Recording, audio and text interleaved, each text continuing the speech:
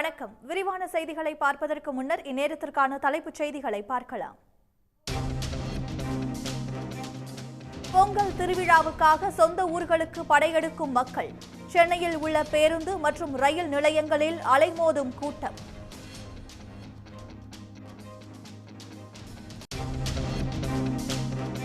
ஒரே நேரத்தில் மக்கள் சொந்த ஊர்களுக்கு செல்வதால் முக்கிய நெடுஞ்சாலை போக்குவரத்து பாதிப்பு.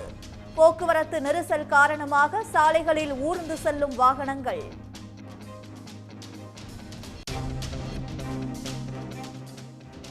ஒரு பொய் உடைந்து நொறுங்கியதால் அடுத்த பரபரப்புக்காக துணை முதலமைச்சர் வதந்தியை பரப்புவதாக முதலமைச்சர் மு.க.ஸ்டாலின் குற்றச்சாட்டு. இளைஞர் அணி மாநாட்டை திசை திருப்பும் முயற்சிக்கு திமுகவினர் இடமளிக்க கூடாது என்றும் வலியுறுத்தல்.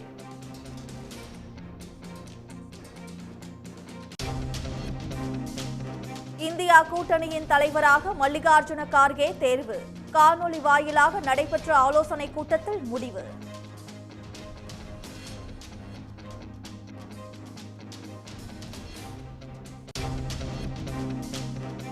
தமிழ்நாட்டிற்கு வெள்ள நிவாரண நிதி வழங்குவது குறித்து வரும் 27ஆம் தேதிக்குள் அறிவிப்பு.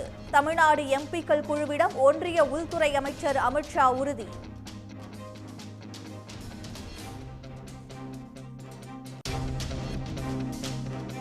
எல்லை தாண்டி மீன்பிடித்ததாக 20க்கும் மேற்பட்ட தமிழ்நாடு மீனவர்கள் கைது. 4 விசை படகுகளையும் சிறைப்பிடித்து இலங்கை கடற்படை அட்டூழியம்.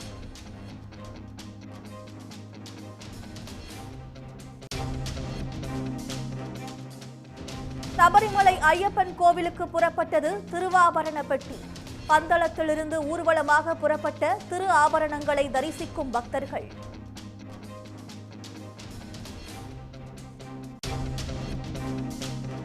பாரம்பரிய கலைகளை கொண்டாடும் சென்னை சங்கமம் நம்பஊரு திருவிழா. சென்னை தீவுத்திடலில் முரசு கொட்டி விழாவை தொடங்கி வைத்தார் முதலமைச்சர்.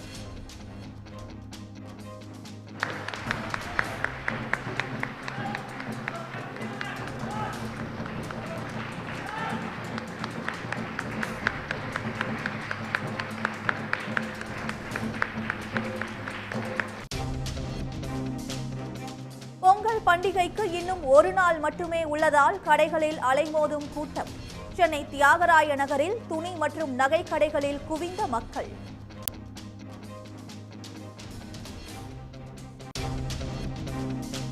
தமிழ்நாட்டின் பல்வேறு ஊர்களிலும் களை கட்டுகிறது பொங்கல் விழா. பாரம்பரிய முறையில் கொண்டாட்டம்.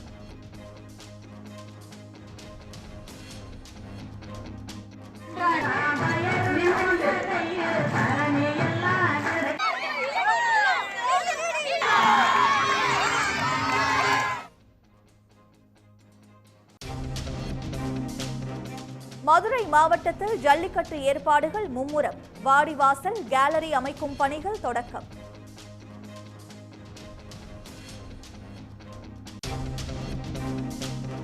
மோசடி வழக்கில் கைதாகி ஜாமீனில் உள்ள சேலம் பெரியார் பல்கலைக்கழக துணைவேந்தரை ஆளுநர் சந்தித்தது ஏன்?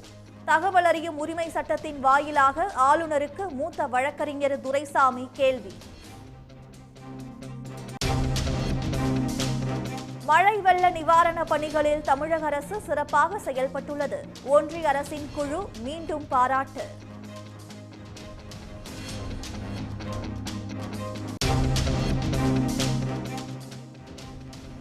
மேற்கு தொடர்ச்சி மலையில் கிளவுட் ஃபாரஸ்ட் சில்வர் லைன் என்ற புதிய வகை வண்ணத்து பூச்சி கண்டுபிடிப்பு.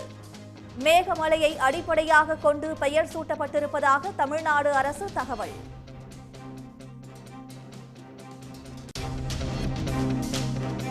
கோவை மதுக்கரையில் 125 கோடி ரூபாய் மதிப்பிலான கோவில் நிலம் மீட்பு. இந்து சமய அறநிலையத்துறை அதிரடி நடவடிக்கை. இந்திய ஒற்றுமை நீதிக்கான பயணத்தை நாளை தொடங்குகிறார் ராகுல் காந்தி. மணிப்பூர் தலைநகரில் அனுமதி மறுக்கப்பட்டதால் தௌபாலிலிருந்து தொடங்க முடிவு.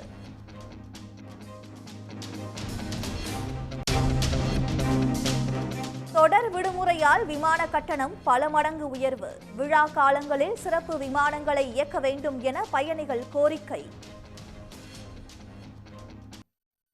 பொங்கல் திருவிழாவை முன்னிட்டு சொந்த ஊர்களுக்கு புறப்பட்ட மக்களால் சென்னையில் பேருந்து, ரயில் மற்றும் விமான நிலையங்களில் கூட்டம் அதிகரித்து காணப்படுகிறது. வார விடுமுறை மற்றும் பொங்கல் திருவிழா என தொடர் விடுமுறையை முன்னிட்டு சென்னையில் வசிக்கும் வெளியூர்களை சேர்ந்த மக்கள் சொந்த ஊர்களுக்கு படையெடுத்து வருகின்றனர். புதிதாக திறக்கப்பட்ட கிளாம்பாக்கம் கலைஞர் நூற்றாண்டு பேருந்து முனையத்திலிருந்து சிறப்பு பேருந்துகள் இயக்கப்பட்டு வருகின்றன. தென் மாவட்டங்களுக்கு செல்லும் பயணிகள் அதிக அளவில் குவிந்ததால் பேருந்து நிலையம் முழுவதும் மனித தலைகளாக காட்சியளிக்கிறது.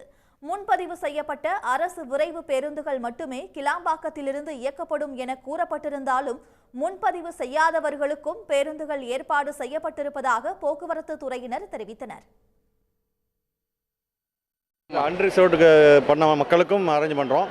அங்கேருந்து வர பேருந்துகளும் ஏறிக்கிறாங்க. இங்கேருந்து பேருந்துகள் ஏற்பாடு பண்ணி கொடுத்துருக்கோம். அதில் போயிட்டு தான் இருக்காங்க. திருச்சி போகிறேன். இங்கே க்ரௌடு இப்போ ஜாஸ்தியாக தான் இருக்குது. அன்ரிசர்வ்டு தான். நேற்றை விட இன்றைக்கி பஸ்ஸு ஃப்ரீக்வன்சிஸ் கொஞ்சம் இன்க்ரீஸ் பண்ணியிருக்கிறாங்க. பட் கம்பேரிங் டு க்ரௌடு இன்னும் கொஞ்சம் இன்க்ரீஸ் பண்ணால் நல்லாயிருக்கும். நான் எங்கள் ஆஃபீஸ் வண்டலூர் தான். தொண்டலூர் திருவண்ணாமலைக்கு போயிட்டுருக்கேன். இதுக்கு முன்னாடி நாங்கள் கோயம்பேடு போனோம்னா கிட்டத்தட்ட இங்கேருந்து 1 மணி நேரம் ட்ராவல் பண்ணி போகணும். இப்போ இது கொஞ்சம் கிளாம்பாக்கம் இருக்குது, கொஞ்சம் கம்ஃபர்டபுளாக இருக்குது. எங்களுக்கு இங்கே மாதிரி இருக்கிறவங்களுக்கு இது கொஞ்சம் ஈஸியாக இருக்குது. பூவிருந்தவள்ளி சிறப்பு பேருந்து நிலையத்தில் போக்குவரத்து துறை அமைச்சர் சிவசங்கர் நேரில் ஆய்வு மேற்கொண்டார். பின்னர் செய்தியாளர்களிடம் பேசிய அவர், கடந்த ஆண்டை காட்டிலும் 1 லட்சம் பேர் கூடுதலாக அரசு பேருந்துகளில் முன்பதிவு செய்திருப்பதாக தெரிவித்தார். அதிக கட்டணம் வசூலிக்கும் ஆம்னி பேருந்துகளை கண்டறிந்து உரிய நடவடிக்கை எடுக்கப்படும் எனவும் உறுதியளித்தார். அந்த கிளாம்பாக்கம் கலைஞர் நூற்றாண்டு பேருந்து முனையம் துவங்கப்பட்டிருப்பதால் அங்கிருந்து எல்லா பேருந்துகளும் இயக்கப்படும் என்று மற்றவர்களும் அங்கே வருகை தருவதை நேற்று பார்த்த பிறகு கூடுதலாக அங்கிருந்து திட்டமிடாமல் ஆனால் மக்களுடைய சேவைக்காக பேருந்துகள் தென் மாவட்டங்களுக்கு இயக்கப்பட்டிருக்கிறது. இந்த ஆண்டு முதல் ஆண்டு என்பதால் அந்த முதற்கட்டமாக மக்களுக்கு அந்த புரிதல் இல்லாமல் அங்கு வந்திருந்தாலும் வருகின்ற ஆண்டில் அவற்றை எல்லாம் சரி செய்வதற்கான நடவடிக்கை எடுக்கப்படும். எழும்பூர் ரயில் நிலையத்திலும் பயணிகள் கூட்டம் அலைமோதியது. முன்பதிவு இல்லாத பெட்டிகளில் பயணிக்க கடும் போட்டி நிலவியது. கூட்டத்தை கட்டுப்படுத்தும் பணிகளில் ரயில்வே போலீசார் ஈடுபட்டனர். பாதுகாப்பை உறுதிப்படுத்தும் வகையில் மோப்ப நாய்களை கொண்டு பயணிகளின் உடைமைகள் மற்றும் ரயில் பெட்டிகளில் சோதனையும் மேற்கொண்டனர். சென்னை உள்நாட்டு விமான நிலையத்திலிருந்து தூத்துக்குடி, மதுரை, திருச்சி, கோவை, சேலம் பகுதிகளுக்கு செல்லும் விமானங்களிலும் பயணிகள் கூட்டம் அதிகமாக இருந்தது. கட்டணம் அதிகமாக இருந்தும் அதை பொருட்படுத்தாமல் ஏராளமானோர் விமானங்களில் பயணம் மேற்கொண்டனர். 26 எதிர்க்கட்சிகள் ஒன்றிணைந்து உருவாக்கப்பட்டுள்ள இந்தியா கூட்டணியின் தலைவராக காங்கிரஸ் தலைவர் மல்லிகார்ஜுன கார்கே தேர்வு செய்யப்பட்டுள்ளார். நாடாளுமன்ற தேர்தலில் பாஜகவுக்கு எதிராக 26 கட்சிகள் இணைந்து இந்தியா கூட்டணியை உருவாக்கியுள்ளன. பாட்னா, பெங்களூரு, மும்பை மற்றும் டெல்லி நகரங்களில் இந்தியா கூட்டணியின் முதல் 4 ஆலோசனைக் கூட்டங்கள் நடைபெற்றன. இதைத் தொடர்ந்து இந்தியா கூட்டணியின் 5வது ஆலோசனைக் கூட்டம் காணொலி வாயிலாக நடைபெற்றது. இந்த கூட்டத்தில் காங்கிரஸ் தலைவர் மல்லிகார்ஜுன கார்கே, ராகுல் காந்தி, முதலமைச்சர் மு.க.ஸ்டாலின், லாலு பிரசாத், சரத்பவார், சீதாராம் யெச்சூரி, டி. ராஜா, ஒமர் அப்துல்லா உள்ளிட்ட தலைவர்கள் கலந்து கொண்டனர். இந்த கூட்டத்தில் இந்தியா கூட்டணியின் தலைவராக காங்கிரஸ் தலைவர் மல்லிகார்ஜுன கார்கே தேர்வு செய்யப்பட்டுள்ளார். There was a discussion on the question of chairperson and convener. The name of Mr. Karge was proposed as chairperson. It was agreed upon. And the name of Mr. Nitish Kumar was proposed as chairperson. And it was also agreed. All those attended the meeting agreed. But a suggestion was made. It should be communicated to TMC, Samajwadi Party. And finally, it should be announced. Bihar முதலமைச்சர் நிதிஷ்குமாரின் பெயரை அனைத்து கட்சிகளும் ஏற்றுக்கொண்டாலும் ஒருங்கிணைப்பாளராக தனக்கு விருப்பம் இல்லை என அவர் தெரிவித்துவிட்டதாகவும் இந்திய கம்யூனிஸ்ட் பொதுச் செயலாளர் டி. ராஜா தெரிவித்தார். இந்தியா கூட்டணிக்கு தலைமை தாங்கும் பொறுப்பை காங்கிரஸ் கட்சியை சேர்ந்த ஒருவர்தான் ஏற்க வேண்டும் என நிதிஷ்குமார் வலியுறுத்தியதாகவும் தகவல் வெளியாகியுள்ளது. மேலும் காணொலி வாயிலாக நடைபெற்ற ஆலோசனைக் கூட்டத்தில் தொகுதி பங்கீட்டை விரைந்து முடிப்பது குறித்து விவாதிக்கப்பட்டதாகவும் டி. ராஜா தெரிவித்தார். மகரஜோதி தினத்தன்று சபரிமலையில் ஐயப்பனுக்கு அணிவிக்கப்படும் நகைகள் அடங்கிய திருவாபரண பெட்டி பந்தளம் அரண்மனையிலிருந்து புறப்பட்டது. மண்டல பூஜை முடிவடைந்ததும் சபரிமலை ஐயப்பன் கோயிலில் மகர விளக்கு பூஜைக்காக கடந்த மாதம் 30ஆம் தேதி நடை திறக்கப்பட்டது. அன்று முதல் சபரிமலையில் சிறப்பு வழிபாடுகள் நடைபெற்று வரக்கூடிய நிலையில் லட்சக்கணக்கான பக்தர்கள் நீண்ட வரிசையில் காத்திருந்து தரிசனம் செய்து வருகின்றனர். இந்நிலையில் சிகர நிகழ்ச்சியாக வரும் 15ஆம் தேதி சபரிமலை பொன்னம்பலமேட்டில் மகர ஜோதி தரிசனம் நடைபெற உள்ளது.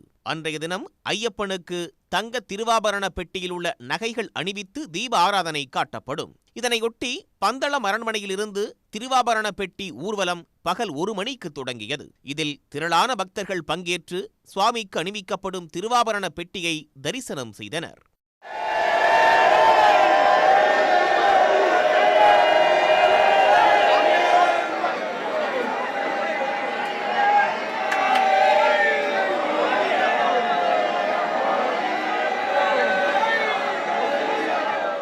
வழியில் அமைந்துள்ள கிராம கோயில்களில் திருவாபரண பெட்டிகள் தரிசனத்துக்காக வைக்கப்பட உள்ளன. 15ஆம் தேதி காலை நிலக்கல் பகுதியை அடையும் ஆபரண பெட்டிகள் காட்டுப்பாதை வழியாக மரக்கூட்டத்துக்கு கொண்டுவரப்பட்டு தேவசம் போர்டு அதிகாரிகளிடம் ஒப்படைக்கப்பட உள்ளன.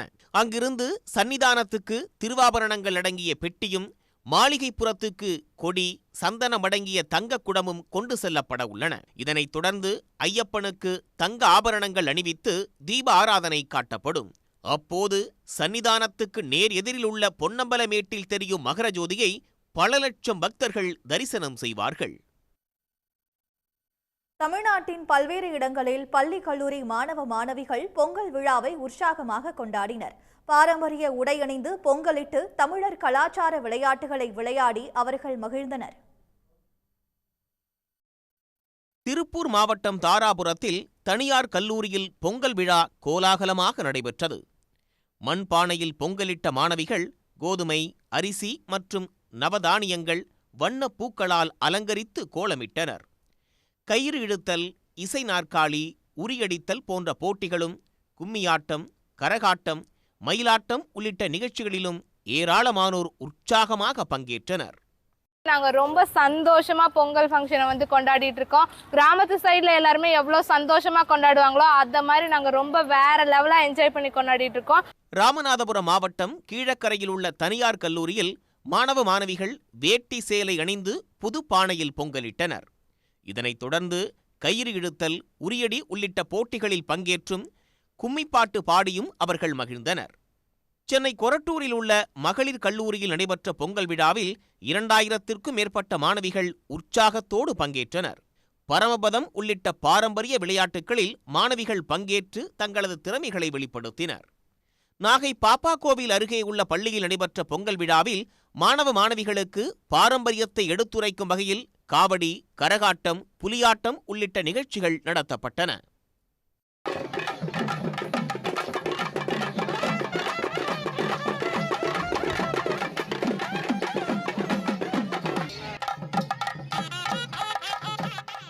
ஆயிரத்து 1990களில் பிரபலமாக இருந்த இலந்தை மிட்டாய், ஐஸ் மிட்டாய், குச்சி மிட்டாய், குருவி ரொட்டி, கடலை மிட்டாய், தேன் மிட்டாய், தேங்காய் பர்பி உள்ளிட்ட பண்டங்களை மாணவர்கள் உற்சாகமாக உண்டு மகிழ்ந்தனர்.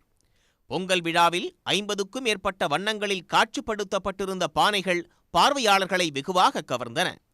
இதேபோல் தமிழ்நாட்டின் பல்வேறு இடங்களிலும் தமிழர் திருநாள் சமத்துவ பொங்கல் விழாவாக விமர்சையாக கொண்டாடப்பட்டு வருகிறது.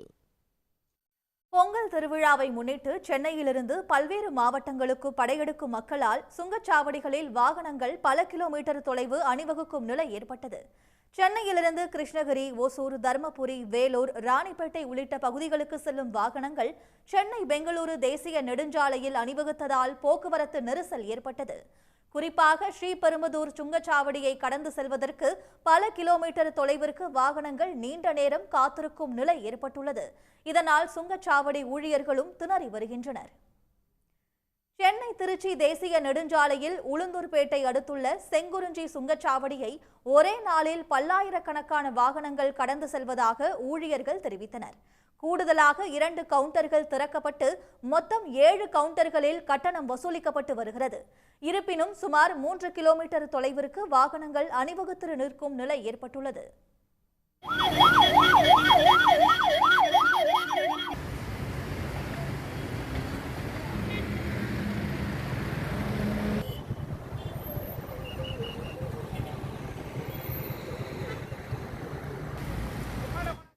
மதுராந்தகம் அருகே ஆத்தூர் சுங்கச்சாவடியில் அவ்வப்போது போக்குவரத்து நெரிசல் ஏற்பட்டு வருகிறது. நெரிசலை குறைக்க கூடுதல் கவுண்டர்களை திறந்து சுங்கச்சாவடி ஊழியர்கள் பணியாற்றி வருகின்றனர். போலீசார் நடவடிக்கையின் ஒரு பகுதியாக நெரிசலை குறைக்க சில சமயங்களில் வாகனங்கள் கட்டணமின்றி விரைந்து செல்லவும் அனுமதிக்கப்பட்டது. கடலூர் மாவட்டம் வேப்பூர் அருகே மேம்பால பணிகள் கிடப்பில் உள்ளதால் சென்னை திருச்சி தேசிய நெடுஞ்சாலையில் செல்லும் வாகனங்கள் ஊர்ந்து செல்கின்றன. இதனால் வேப்பூர் கூட்டு ரோட்டிலிருந்து வேப்பூர் பேருந்து நிலையம் வரை 1 கிலோமீட்டர் தூரம் போக்குவரத்து நெரிசல் ஏற்பட்டது.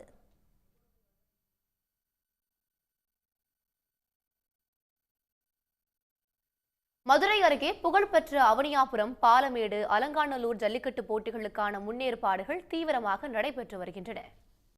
15ஆம் தேதி பொங்கல் தினத்தன்று தொடங்கி 16, 17 ஆகிய தேதிகளில் மதுரை அவனியாபுரம், பாலமேடு, அலங்காநல்லூர் ஆகிய இடங்களில் ஜல்லிக்கட்டு போட்டிகள் நடைபெற உள்ளன.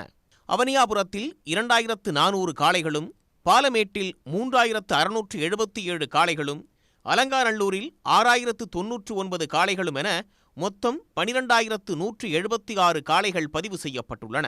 4514 மாடுபிடி வீரர்களும் பதிவு செய்துள்ளனர். ஒவ்வொரு ஜல்லிக்கட்டுக்கும் அதிகப்படியாக தலா 1000 காளைகள் மட்டுமே அவிழ்த்துவிட முடியும் என்பதால் முன்பதிவு செய்தவர்களுக்கு முன்னுரிமை அடிப்படையில் வாய்ப்பு வழங்க முடிவு செய்யப்பட்டிருப்பதோடு தகுதியான வீரர்களுக்கும் செல்போன் மூலம் குறுந்தகவலும் அனுப்பப்பட்டு வருகிறது. அவனியாபுரம், பாலமேடு ஜல்லிக்கட்டுக்கான ஏற்பாடுகளும் இறுதி கட்டத்தை எட்டியுள்ளன. பாலமேட்டில் வாடிவாசல், பார்வையாளர் மாடம், தடுப்பு வேலிகள் அமைக்கும் பணி முடிந்திருப்பதாக கூறிய விழா கமிட்டியினர் வழக்கம் போல இந்த ஆண்டும் கார், பைக் உள்ளிட்ட ஏராளமான பரிசுப் பொருட்கள் வழங்கப்பட உள்ளதாகவும் தெரிவித்தனர். தமிழக முதலமைச்சர் அவர்கள் வழங்கும் சிறந்த மாடுடி வீரருக்கு கார் 1, அதேபோன்று சிறந்த மாட்டு உரிமையாளருக்கு சிறந்த மாட்டுக்கு இளைஞரணி மற்றும் விளையாட்டுத்துறை அமைச்சர் அண்ணன் உதயநிதி ஸ்டாலின் வழங்கும் கார் 1, சிறந்த மாடுடி வீரருக்கு 2வது பரிசு அப்பாச்சி பைக் 1 இருக்கின்றது. அலங்காநல்லூரில் காளைகள் களமாடும் இடத்திலிருந்து எல்லைக்கோட்டிற்கு செல்லும் இடம் வரை முழுவதும் தடுப்புகள் அமைக்கப்பட்டுள்ளன. வரிசையில் நிற்கும் காளைகளுக்கு உடல் சோர்வு ஏற்படாமல் இருக்க மேற்கூரையும் அமைக்கப்பட்டுள்ளது.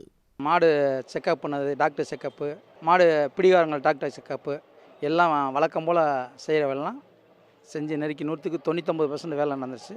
இன்னும் 1%, 2% தான் வேலை பாக்கி இருக்குது. இன்னும் 2-3 நாள் இருக்குது. நாளைக்கு எல்லா வேலையும் நிறைவடைஞ்சிடும். ஜல்லிக்கட்டு போட்டிகளுக்காக மேற்கொள்ளப்பட உள்ள பாதுகாப்பு ஏற்பாடுகள் குறித்தும் காவல்துறையினருடன் மாவட்ட நிர்வாகம் ஆலோசனை மேற்கொண்டு வருகிறது. உடனுக்குடன் செய்திகளை தெரிந்து கொள்ள சன் நியூஸ் பெல் ஐகானை கிளிக் பண்ணுங்க.